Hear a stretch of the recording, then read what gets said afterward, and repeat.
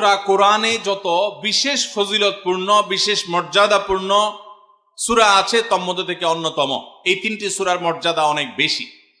আমি শুধুমাত্র এই তিনটি সূরা সম্পর্কে সংক্ষেপে ফজিলত এবং মর্যাদা এবং কখন কখন আমাদের পাঠ করার নির্দেশ আল্লাহ তাআলা দিয়েছেন, কেন দিয়েছেন সে বিষয়ে কথা বলার পর এই সূরাগুলোর প্রত্যেকটি সংক্ষিপ্ত ব্যাখ্যা অনুবাদে আমরা চলে যাব ইনশাআল্লাহ তাআলা।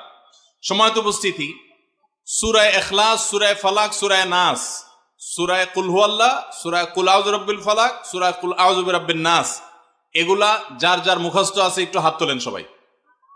মাশাআল্লাহ, তার মানে আমাদের সবার মুখস্থ আছে। হাত নামায়েন না, হাত উঠায় রাখেন।